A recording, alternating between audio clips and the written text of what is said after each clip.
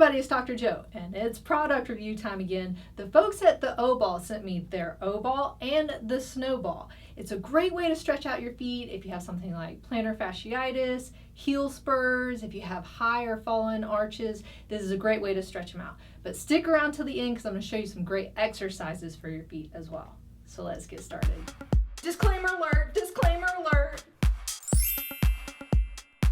I'm going to show you the O-Ball first.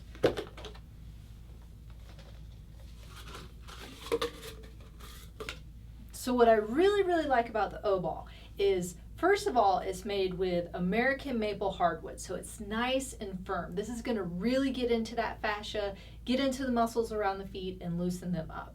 It's also naturally hypoallergenic, so it's not going to give you any kind of skin reactions, and it's antimicrobial and antibacterial, which is really good because you're using it on your feet, and some people have stinky feet. Mine occasionally might be stinky, so if you're putting this on your foot a lot, especially on your bare foot, it's really nice to have those components as well. You can see here the paracord string is also a military grade, 550 pounds. So if you're pulling on this, it's gonna take a lot to break it. So this is nice, it's sturdy, everything's strong. That's what I really like about it. Now for the O-Ball, this is great for everyday use. You can put it down, set your foot on it, hold the rope, and the reason it's really cool to have the rope is because then the ball doesn't roll out, slide away. You have control of that ball. So you can also put pressure up this way by pulling it, so you don't even have to put it on the ground. If you're just lying in bed, you can kind of pull on it that way, or you can set it on the ground and then pull up that way as well. So just 3 to 5 minutes a day is really going to help loosen it up. The way the rope is in there, you can roll it around and it doesn't roll up the rope, which is nice. So it's nice and smooth. It rolls on the inside of the ball, so you can really just move it around how you want to. So you can go all the way to the heel if you happen to have those heel spurs in there, and that rolled just a little bit because I have my sock on, but you can get really into that heel. You can come up underneath that plantar fascia. You can go to the ball of your foot, all of the toes and everything.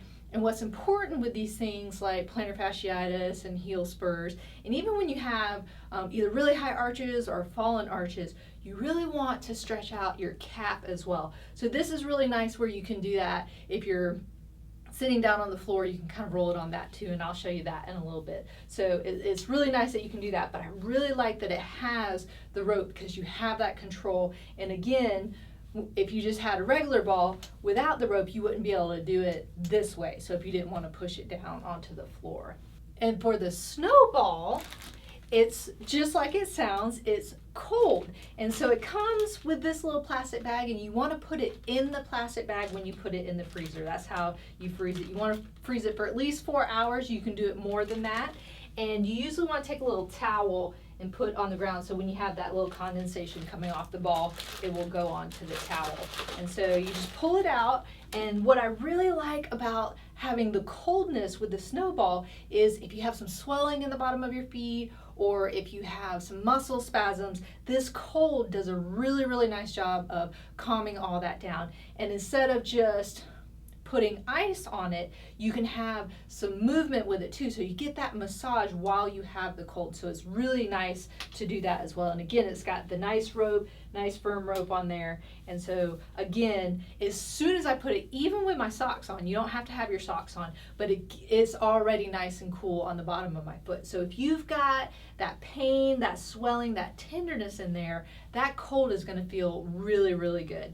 And it's just really nice to have and roll it around. And again, you can even get onto the heel if there's some heel spurs there, and then going up into your calf as well. But having that rope, again, is really nice because let's say you're in bed first thing in the morning, you can have this in a little cooler beside your bed, so you don't even have to get up to the freezer, and then you can even lay in bed and do that if you didn't want to push your foot down on the floor. So it's a really great way to be able to do that as well.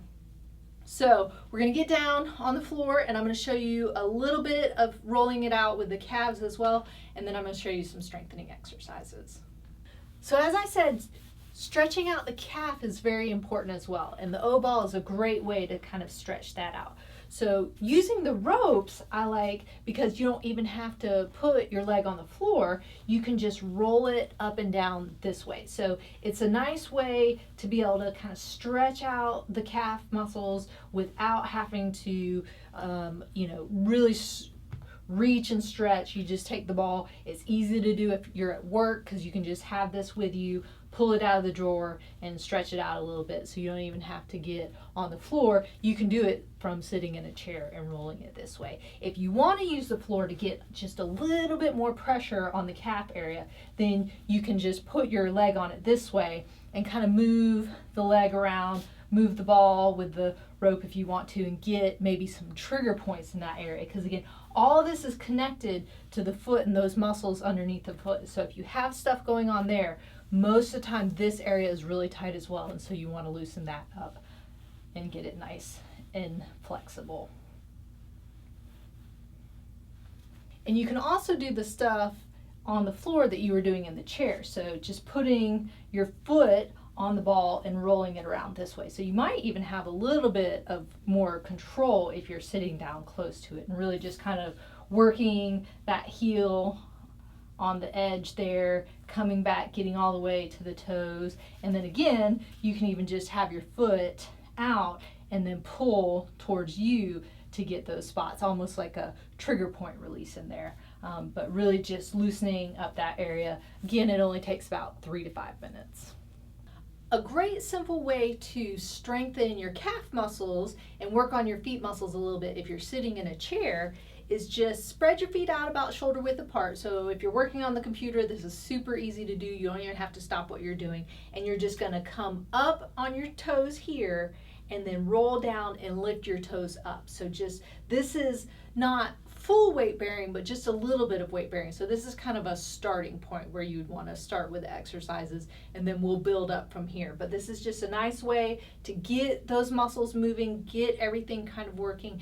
After you've stretched it out with the O ball, then you want to strengthen those muscles to keep them nice and strong and help prevent that plantar fasciitis, those heel spurs, those higher fallen arches to come back. So you always want to strengthen after you stretch. That's really, really important. Another great strengthening exercise, if you have a resistive band, is to work those toe flexor muscles, especially that first ray, that big toe. And so an easy way to do that is just kind of put the band where your toes are. Make sure the band doesn't slip out. Sometimes with socks it's a little slippery, so be careful.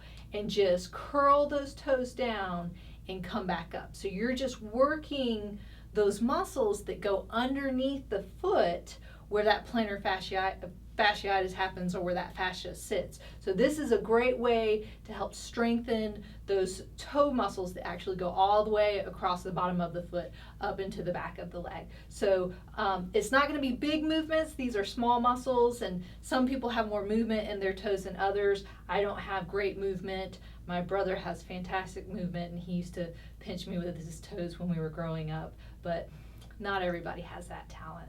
So just start off with about 10 of these. This is a red band, usually in the series. Yellow is the lightest, red, green, blue, but it really depends on what brand it is. So just make sure you start off with the lightest one. So if the calf exercises are easy sitting down, then you can do some standing up. Make sure you have a nice sturdy chair or a countertop to hold on to for balance, because you don't want to get this better and then up hurting something else. So just so you can place your hands on there for a little bit of balance. Spread your feet out about shoulder width apart, and then just come up on your toes high as you comfortably can, come down, and then pull your toes up. So you're just going back and forth, but really try and control that. So when you come up, don't just plop down. Make sure you're controlling that movement back down and then bringing those toes up. So that just nice back and forth movement. And then if it becomes easy, then you can try them without holding on, which is a little bit harder. Just start off with about 10 of those. If that becomes easy, then you can go to just one foot where you're coming up and then going back. So that makes it much harder just using the one foot. After that, you can strengthen the arch of your foot. You can do this sitting down or standing up. But what you want to do is try and keep your heel down and your toes down, and just curl up that arch. So you're making that arch do that work by kind of, if it's flat like this, you're pulling it up into a C motion. So just curling it up and coming back down. So that's just working those muscles along the arch there and really just working them out and strengthening them. So you don't have to do a lot. Again, I just start off with 10 on each side and see how that feels. And then the last exercise would be a balance series. And so balance exercises are great for the muscles in the feet, the ankles, even the knee and the hips. So they're really good to do, and that's going to help when you have stuff going on with your feet. So again, hold on with both hands to start off with, because if you're having stuff going on with your feet, you might be off balance a little bit. If holding on with two hands becomes easy, drop down to one hand.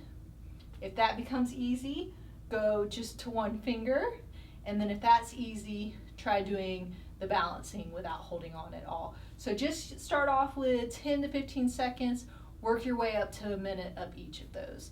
And then make sure you're switching sides. Even if you don't have something going on with both sides, you want to work them both, because if you just have the plantar fasciitis or the heel spurs on one side, you're probably overcompensating on the other side. So you definitely want to work both sides. So there you have it. That's the O-ball and the snowball. If you have any questions, leave them in the comment section. If you're interested in finding out more about the product, you can go to theoball.com. And if you'd like to purchase the product, you can click up here. And don't forget to subscribe to our channel by clicking down here. And remember, be safe, have fun, and I hope you feel better soon.